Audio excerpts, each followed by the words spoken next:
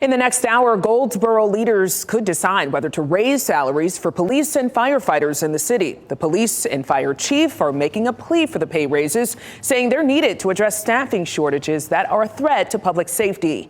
WRAL's Keenan Willard shows us how people in Goldsboro are responding to the call for increased pay. Goldsboro's downtown public safety complex hosts both the police and fire departments. Tonight, the leaders of those departments will both address the city council, calling for salary increases for their staff. They are definitely understaffed.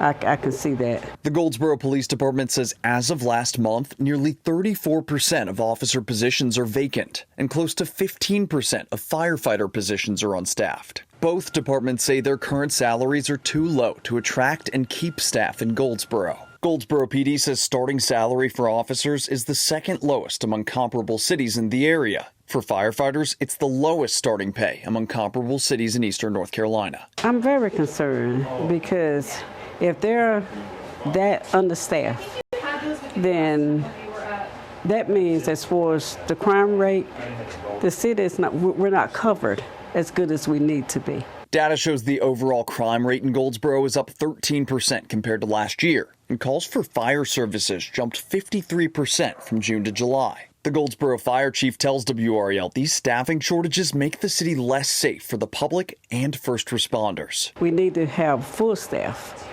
and with that low percentage, you know, I just don't feel that we're covered. The police department's asking the city to raise starting officer salaries from just over $41,000 to as much as $50,000. The fire department is proposing a raise from $38,000 to as much as $43,000.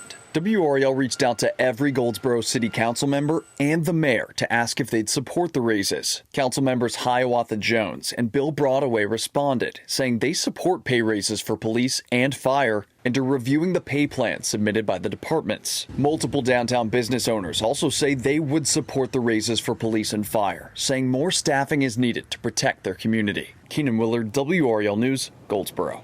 Now, a vote on those plans could come as soon as this evening's meeting. We'll keep an eye on the meeting and let you know what happens.